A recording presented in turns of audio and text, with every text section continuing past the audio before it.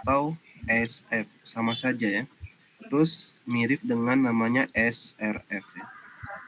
Jadi kalau FK silakan catat, ini faktor keamanan.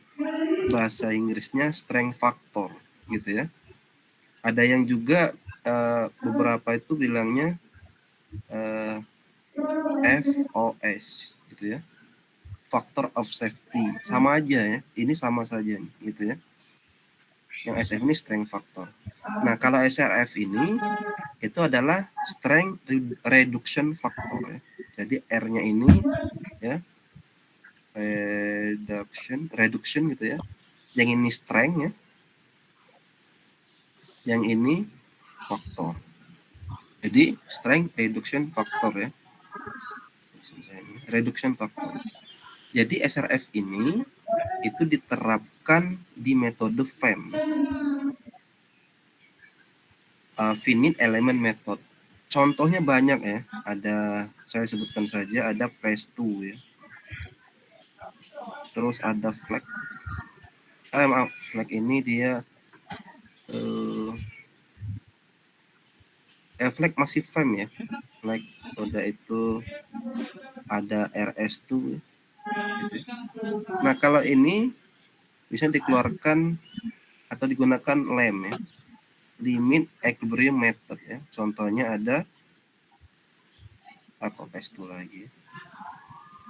Ada contohnya itu slide. Gitu ya.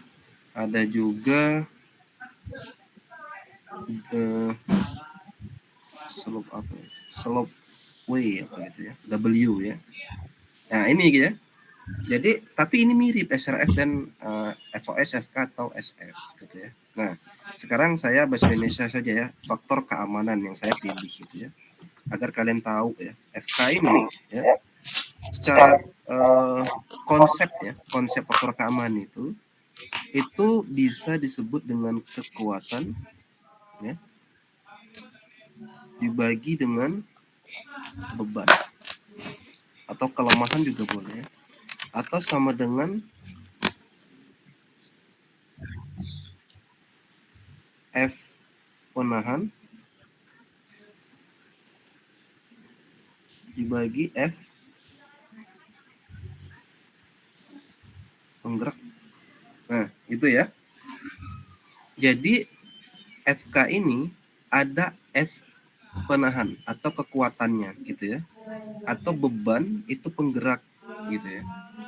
Oke. Nah, sekarang FK itu ya ada batasan yang akan menjelaskan kondisinya ya. Kalau FK sama dengan 1 ya, itu disebut kritis. FK lebih dari 1 itu stabil. FK kurang dari 1 itu unstable. Balik ya, stabil ya. Dia unstable atau tidak stabil gitu ya. Nah, ini tolong diingat konsepnya seperti ini. Jadi ketika kalian ditanyakan apa konsepnya faktor keamanan, ya seperti inilah penjelasannya. Hanya konsep gitu ya. Karena kalau metode perhitungan faktor keamanan itu nanti banyak sekali gitu ya. Kalian sudah menggunakan software slide gitu. Di dalamnya saya buka software slide ya. Biar kalian ini.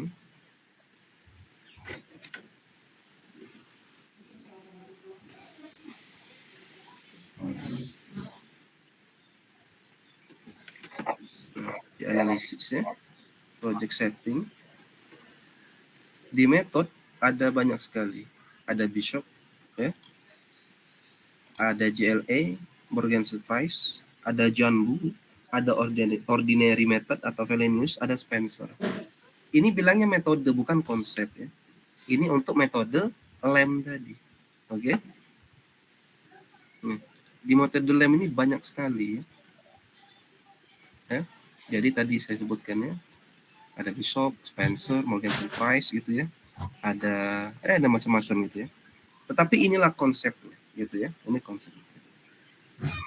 Ada yang ingin ditanyakan terkait konsep faktor keamanan sebelum saya jelaskan metode mencari faktor keamanan untuk longsoran busur. Jadi kalau kalian ini ya bisa disebut dengan longsor gitu ya, yang nggak stabil ini ya, atau ini bisa disebut dengan aman, nah, gitu ya, aman lerengnya, aman lereng gitu ya, lereng atau terowongan bisa disebut semua. Longsor juga gitu ya, bisa lereng, bisa lihat dari faktor keamanannya. Oke, ada yang ingin ditanyakan terkait konsep faktor keamanan? Tidak ada, saya lanjut ya. Nah, silakan kan presensi dulu. Yang paling kiri RA, di bawah RB, yang kanan RC. Silakan.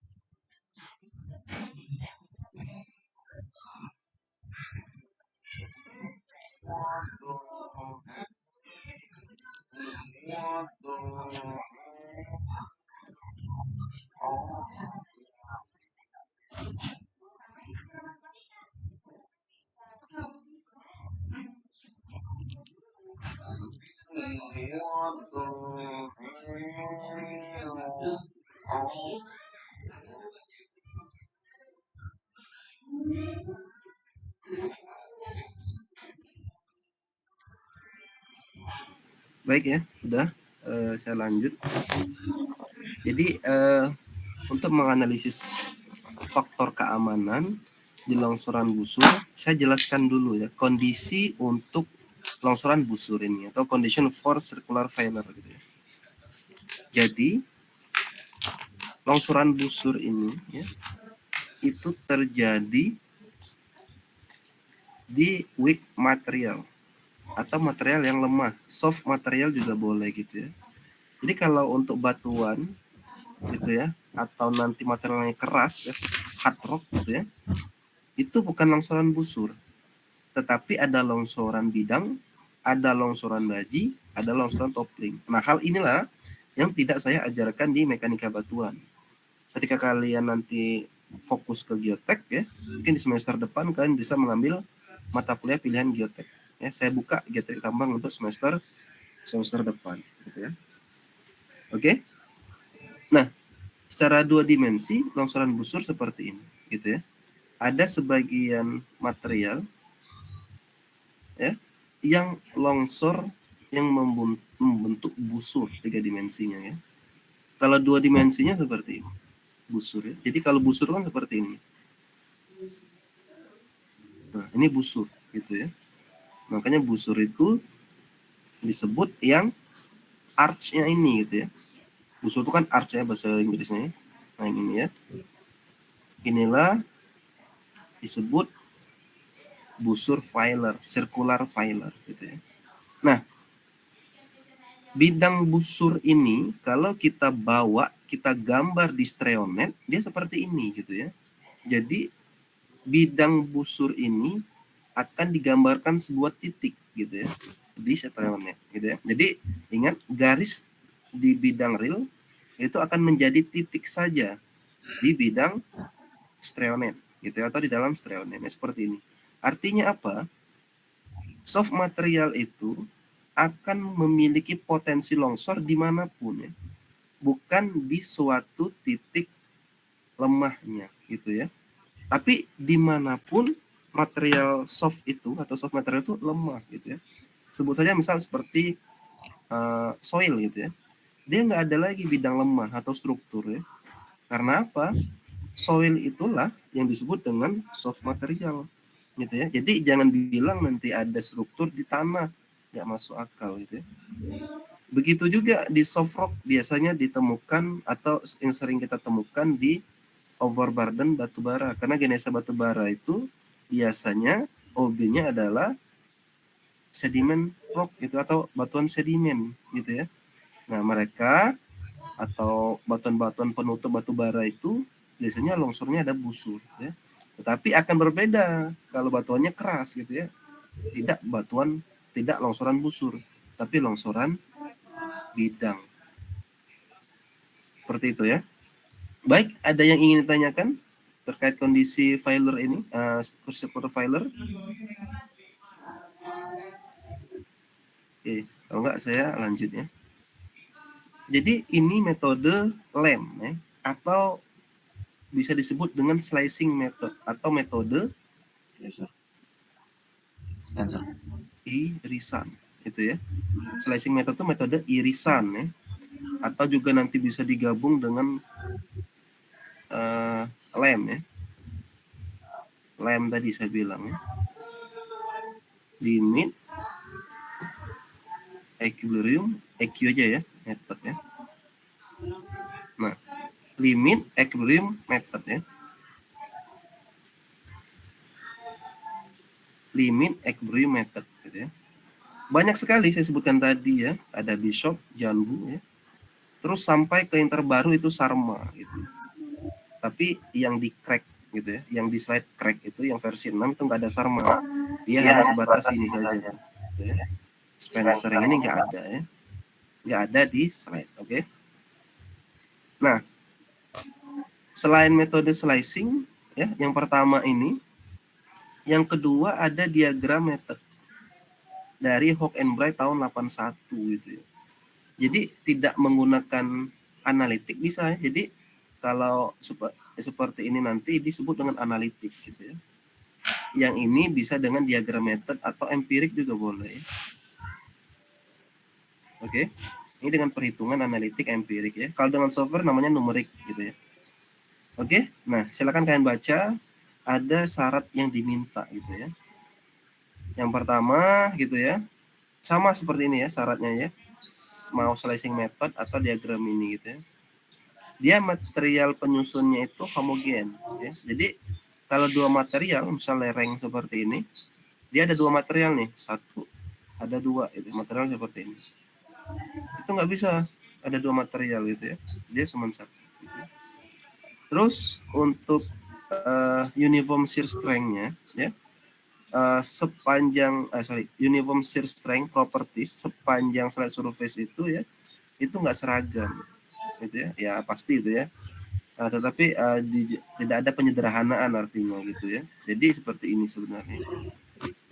Ini lereng, kalau longsoran di busur seperti ini, sepanjang busur ini itu berbeda gitu ya. Untuk shear strength atau kekuatan gesernya gitu ya.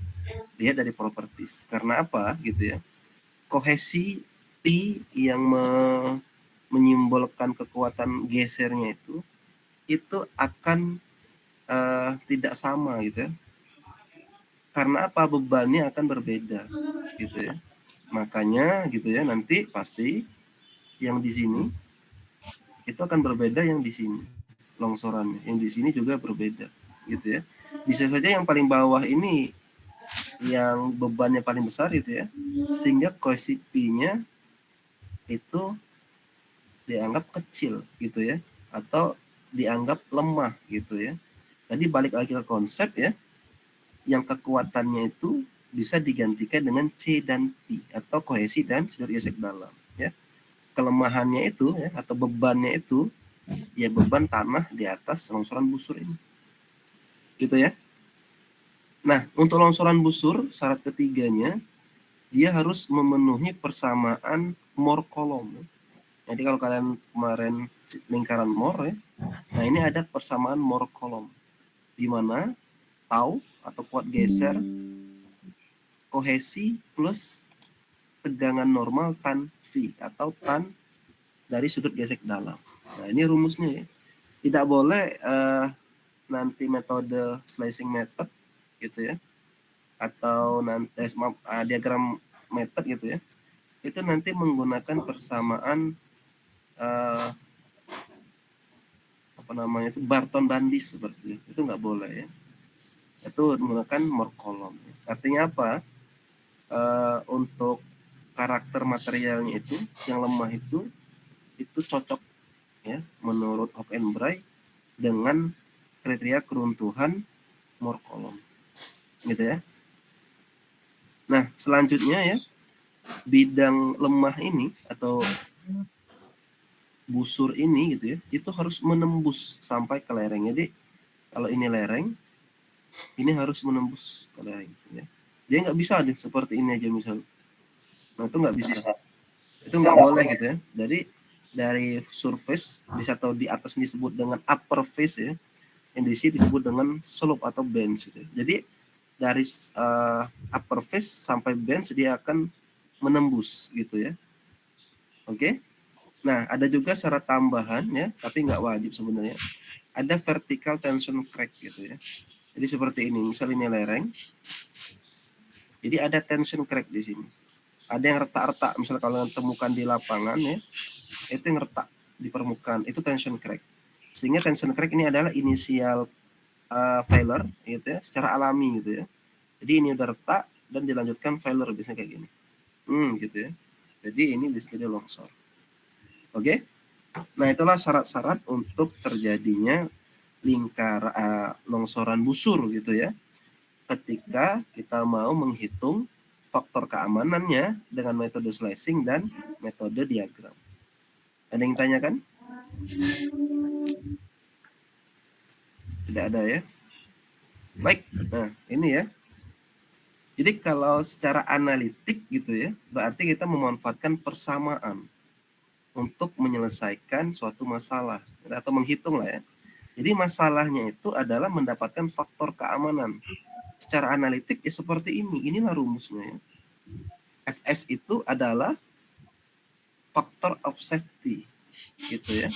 Ini adalah persamaan gitulah umum untuk menghitung faktor keamanan secara analitik ya. Apa itu X yang ini gitu ya. Apa itu Y yang ini. Apa itu Fs. Jadi ada kiri kanan. Sehingga persamaan ini adalah persamaan iterasi ya. Jadi akan terus berulang sampai nanti Fs-nya sama gitu ya, atau mirip ya. Atau berbedanya 1/1000 gitu ya. Jadi iterasi seperti ini. Hitungan ke-7 misal 1,411 ya.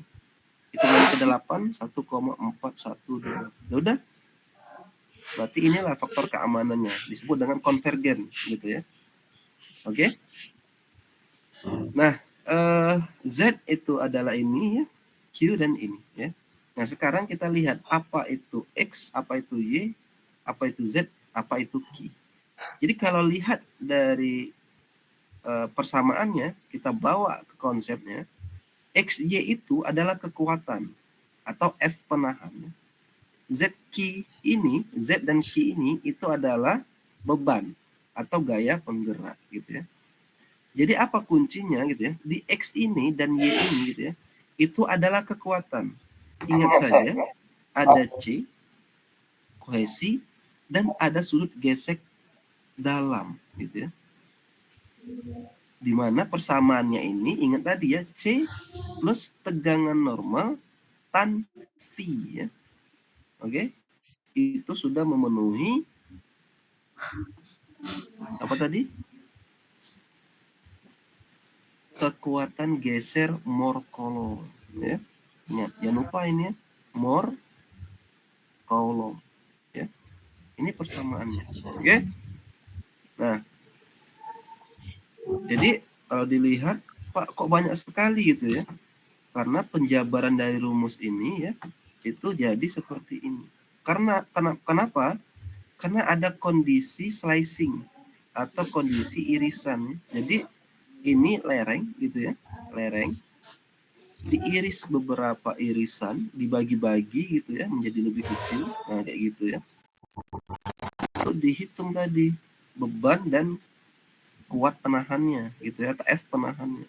Nah, ini contoh diambil satu ini ke sini. Dijabarkan. Delta X itu apa gitu ya.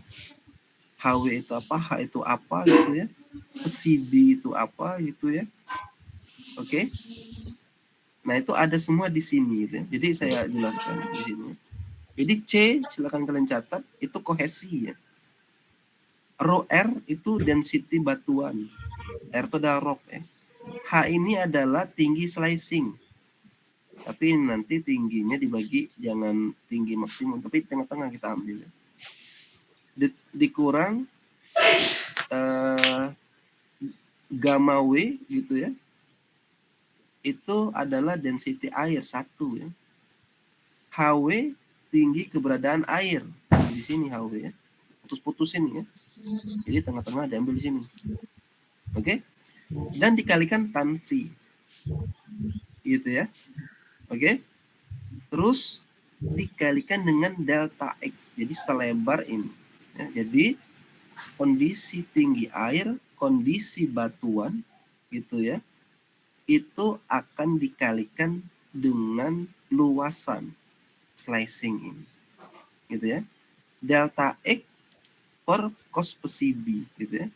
Jadi kalau delta X itu panjangnya yang ini gitu ya. Jadi kalau saya bawa di sini ya, ada miring seperti ini ya. Nah, gitu ya. Kan delta X itu kan yang ini ya. Oke, yang panjang ini gitu ya. Tetapi yang kita hitung itu adalah miringnya. Makanya dia pakai cos yang ini ya. Oke. Delta X per cos PCB. Jadi nilainya akan lebih besar delta X ini gitu ya. Karena apa? Yang miringnya ini pasti lebih panjang daripada yang lurus ini ya. Nah, gitu ya. Terus apa itu Y? Y itu tan PCB yang dimana sudut dari kemiringan slicing yang ujung-ujungnya akan menjadi kemiringan dari busur ini gitu ya. Dan tan P adalah kuat geser. Jadi Y ini masih kekuatan lereng gitu ya. Tetapi logikanya kalau tan V ini nggak berubah gitu ya, pesi B ini akan lebih besar atau sudutnya akan lebih besar gitu ya, maka Y-nya akan semakin kecil. Faktor keamanannya akan semakin kecil. Itu ya, maksudnya tan itu kan seperti itu ya. Sehingga semoga kalian masih ingat ya bagaimana sin itu bekerja cos dan tan gitu ya. Oke, tan itu satu gitu ya kalau kita ingat ya. Oke. Nah, sekarang Z. Z dan Q itu adalah beban ya. Nah, berarti kalau beban batuan itu sendiri di mana ada gamma R ya, atau density batuan dikalikan dengan tinggi dikalikan delta X sin PCB. Jadi dibagi dengan sin lagi. Gitu ya. Maaf, dikalikan dengan sin. Gitu ya. Artinya apa? Sepanjang ini gitu ya. Sepanjang ini gitu ya. Nah, sepanjang ini. Oke. Itu nanti dianggap kalau pakai sin dia petak aja seperti ini. Nah, gitu ya. Yang miring atas dan miring bawah saling menutupi. Jadi lurus gitu ya. Makanya dikali sin PCB ya. Kalian bisa buktikan aja gambar ini nanti ya. Pakai delta X kali dengan sin sudut ini gitu, kemiringan ini. Gitu ya. Atau sama dengan yang ini ya. Nah, gitu ya. Oke. Jangan nanti kalian samakan dengan yang ini ya. Itu berbeda gitu ya. Oke. Tapi kalau misalnya dia terlalu curam slope-nya, biasanya nggak sama ya dengan ini ya. Kita gunakan satu aja di sini PCB gitu ya, yang di bawahnya saja. Karena memang kemiringan lereng ini gitu ya, itu akan lebih besar dari kemiringan busurnya gitu ya. Tapi ada juga yang berseberangan gitu ya, yang saya sebutkan tadi. Beberapa kasus seperti itu. Tapi agar kita pasti menghitung sudut kemiringan lingkaran apa namanya itu kemiringan busur gitu ya, longsoran ini itu menggunakan PCB ini. Oke, ada yang tanyakan terkait ini? Untuk pertanyaan-pertanyaan arti dari parameter ini, keterangannya seperti apa ya? Setengah, gamma W, density air 1, Z itu adalah tinggi air ini gitu ya. Jadi di tension crack airnya masuk, itu adalah tingginya Z gitu ya. Alpha R ini gitu ya, adalah jari-jari gitu ya. Jadi nanti kita tentukan di mana menentukan center of rotation ini gitu ya. Dibagi dengan alpha gitu ya. Bisa dicari semua gitu ya. Menggunakan tinggi Y, tinggi H. Akan bisa dapat sudah itu nanti dapat alpha ini gitu ya. Oke. Tanya ya, udah pusing mungkin ya. Nah, jadi langsung saja ya. Kita menggunakan metode ini gitu ya, analitik, tetapi dimulai dari menggunakan grafik ya, menurut Bishop tahun 1955. Jadi ada dua grafik yang kita gunakan, ada untuk lereng kering dan ada untuk lereng penuh dengan air. Ada dua ini gitu ya grafiknya. Jadi kita tentukan dulu tuh lerengnya kira-kira keisi air atau enggak gitu ya. Jadi kalau kering gunakan yang ini. Kalau basah gunakan yang itu. Nah sekarang contohnya gitu ya. Jadi untuk satu ya kondisi lerengnya itu kering. Kita mempunyai sudut atau kemiringan dari lereng itu 30 derajat. Jadi misal ini lereng ya. Sudut lerengnya ini nih ya. Ini 30 gitu ya. Tapi kalau dia misalnya banyak lerengnya, yang dihitung adalah overall slope gitu ya, sudut keseluruhan. Contohnya 30 derajat misal gitu ya. Berarti ini lebih dari 30 berarti ini. Gitu ya. Jadi kalau kita menghitung single slope ya, satu lereng, mudah ya sudutnya. Single slope kayak gini doang udah. Gitu ya. Jadi inilah ini 30. Tapi kalau banyak dia disebut dengan overall slope ya. Overall slope ya. Kalau lerengnya multi. Tapi kalau misalnya satu, dia namanya single slope. Gitu ya. Nah, ini contohnya bebas lah kayak mau overall slope atau single slope ya. Yang pasti sudut slope-nya ada 30 derajat. Nah, perbandingan B per H-nya 0,1 gitu ya. Di sini apa B per H itu gitu ya.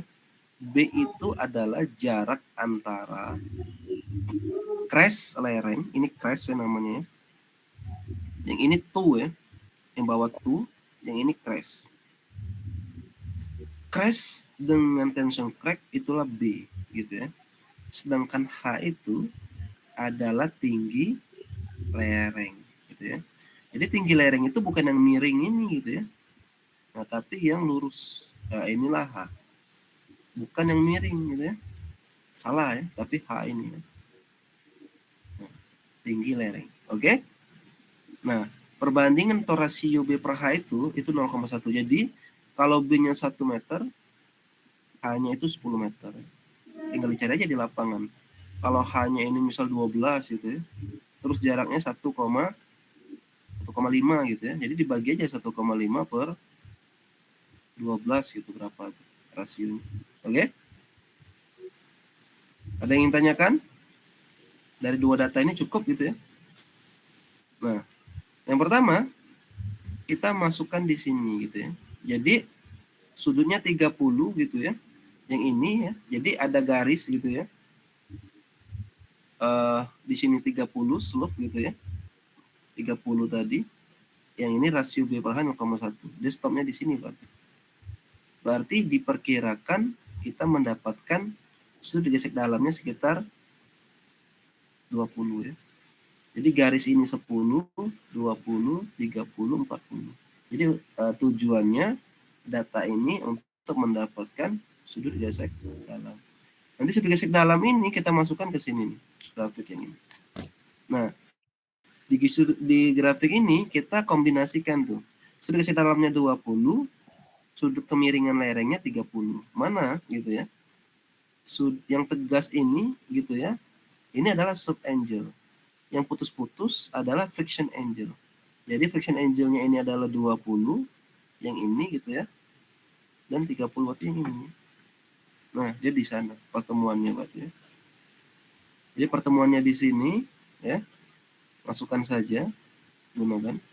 Tarik ke kanan atau ke kiri juga boleh, tarik ke bawah atau ke atas juga boleh, sama saja gitu. Akan mendapatkan rasio H untuk Y, yang ini ya, yang ini untuk Y, yang ini untuk X. Gitu ya. Oke. Nah, Y dan X itu yang ini. Kalau di lereng ya. Nih. X gitu, yang ini X, yang ini Y. Untuk mendapatkan jarak tadi ya, the center of critical circle gitu ya, di sini ya. Atau di atas tadi. Nah, yang ini. Untuk mendapatkan titik ini nah, gitu ya. Dapat, baru kita gambarkan. Nah, seperti ini. Jadi kalau yang di bawah ini mungkin 0,2, yang di sini 1,8 gitu ya. Jadi Y-nya 1,8 ya, sekitar itu. Yang X-nya itu 0,2. Nah, kalau di sini kan, jadi kalau Y-nya 1,85 detailnya gitu ya. X-nya itu 0,2 ya, dari tu ini tarik ke kiri ya. Dia 0,2 gitu ya. Tingginya 1,85 sehingga dapat titik ini. Kalau titik ini sudah dapat, kalian gunakan busur gitu ya, hubungkan ke apa namanya itu, tension crack yang paling bawah, terus tarik aja. Nah, kayak gitu. Nanti dia menjadi seperti ini. Gitu ya. Kalau menggunakan busur gitu ya, dia kan seperti ini untuk lerengnya. Kalau diteruskan ya, dia kan seperti lingkaran ya. Maaf kalau tidak apa namanya itu, tidak lingkar ya, tapi ini the center of critical di sini ya. Nah, jadi kita tentukan longsoran busurnya di sini ya. Berarti inilah yang paling kritis. Oke? Ada yang ingin tanyakan? Jadi sudah dapat ya. Terus selanjutnya barulah kita nanti iris-iris ini menjadi beberapa bagian. Ya, minimal 5 ya kalau bisa ya. Nah, di sini ada kata, kalau menggunakan bishop, bagi-bagi lereng itu menjadi minimal 5 slicing ya. Jadi kayak gini mungkin ya. Nah, 3 4 5 1 2 3 4 5. Gitu ya. Nanti dihitung satu-satu. Yang ini berapa? Yang bagian atasnya F penahan dan F penggerak gitu ya. Sehingga akan mendapatkan nilai Fs dan sebagainya. Jadi satu-satu itu bisa gitu ya. Oke. Nah, saya ada Excel-nya gitu ya, tapi bagi yang mau Excel-nya konsisten dulu gitu ya. Atau nanti kalian tetapkan dulu diri kalian mau ke geotek atau enggak gitu ya. Kalau enggak usah gitu ya, ngapain pusing-pusing. Udah sering saya sampaikan ya. Kalau mau ke lingkungan, mau ke pemurnian, pengolahan, ini nggak perlu, nggak mungkin dipakai gitu ya. Nah, nanti kalian bisa lanjutkan ya, step 3 bagaimana menghitung menggunakan analitik ini gitu ya, karena udah dapat tadi gitu ya. Ya, pelan-pelan gitu ya. Nanti gunakan persamaan iterasi Fs-nya ini gitu ya. Itu dimasukkan angka 1 aja. Baru nanti angka lainnya bisa dihitung. Oke? Nah, ini contohnya tadi ya. Untuk bisa menghitung Fs ini. sehingga jadi berapa gitu ya. Kalau kalian mau bagaimana menghitung pelan-pelan slicing method ini dengan video gitu ya, jadi kalian bisa lanjutkan di sini gitu. Ada YouTube di sini gitu ya, kalian bisa menggunakan metode slicing ini untuk mendapatkan faktor of safety gitu ya, atau safety of factor atau faktor keamanan. Oke? Ada yang tanyakan? Enggak, saya lanjut ya. Nah, sama juga dengan metode Janbu ya, tapi ada bedanya sedikit di sini. Ada faktor koreksi. Jadi faktor keamanannya akan dikalikan dengan faktor koreksi atau F0 gitu ya. Jadi kalau misalnya Fs-nya nanti faktor keamanannya 1,8 itu dikali lagi dengan F0 ya, bisa memperbesar bisa memperkecil gitu ya. Nah itu ya, saya nggak ulangi gitu ya, saya lanjut aja menggunakan metode diagram method atau Hoek-en-Bray. Ini yang paling mudah. Jadi saya kilas sedikit, ini syarat ketika mau menggunakan diagram method ini. Nah kita harus pahami diagram method ini, Hoek-en-Bray memberikan diagram umum yang belum digunakan seperti ini gitu ya. Dia ada sumbu Y, ada sumbu X gitu ya. Ada yang busurnya yang di sini gitu ya. Jadi yang bisa menentukan nilai Fs atau faktor keamanan dari sini dan dari sini. Yang ini kita hitung ya. Nah, calculate gitu ya. Oke. Nah, sebelum kita mulai menghitung, kita harus menetapkan kondisi lereng kita itu yang mana gitu ya, dengan kehadiran airnya gitu ya. Apakah kering seperti ini, ataukah dia setengah kering, 3/4 kering ya, apa hampir full saturate atau full saturate gitu ya. Tentukan chart numbernya 1 sampai 5. Karena apa? Nanti grafiknya akan ada 5 juga gitu ya. Nah, gitu ya. Oke. Nah, kalau udah contohnya seperti ini ya. Nah, diketahui data seperti ini ya. Kohesi ya, kita dari uji traksial dapat gitu ya. Memperkirakan dari lapangan juga bisa gitu ya. Friction angle juga gitu, 60, 35. Tinggi lereng yang kita rencanakan 25 meter gitu ya. Density materialnya itu 25 kilonewton, atau ini batuan beku ya, 2,5 ya ton per meter kubik gitu ya, atau gram per cc sama saja ya, 2,5 gitu ya. Terus kita hitung tadi yang ini ya, ingat ini persamaan ini berarti yang ada di busur grafik tadi. Nah yang ini oke. Jadi kalau sudah ada nilainya semua, masukin C-nya 60 ya. Gamanya ini atau unit weight atau density 25 gitu ya.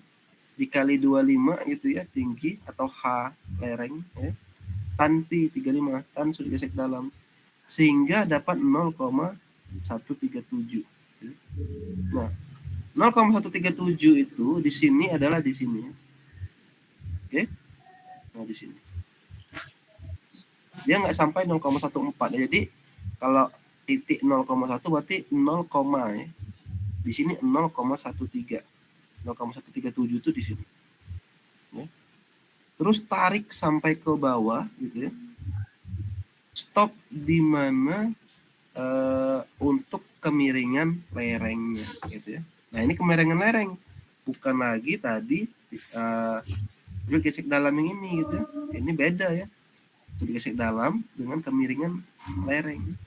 Nah, ini kemiringan lereng yang kita mau rencanakan itu di 40 gitu ya. Nah, di sini. Bisa juga kalau mau di 50 berarti stopnya di sini gitu. Tergantung kita mau rencanain di mana. Berarti ini di sini kalau 50. Ini di sini. Atau kalian mau buat lereng kalian di 70 juga bisa di sini. Ini di sini. Ini di sini. Kemiringan lerengnya ya.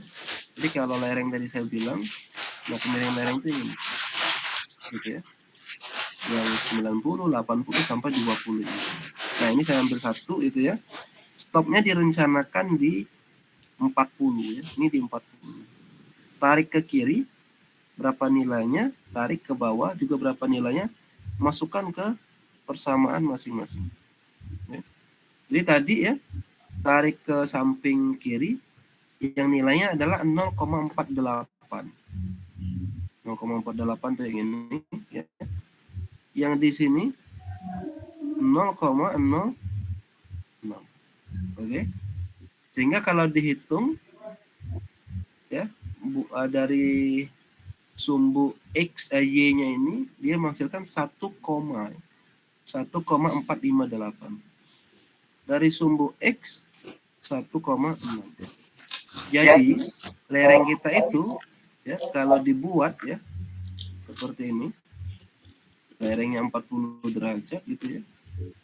Itu faktor keamanannya 1,4 sampai 1,6 range ya. Inilah FK-nya.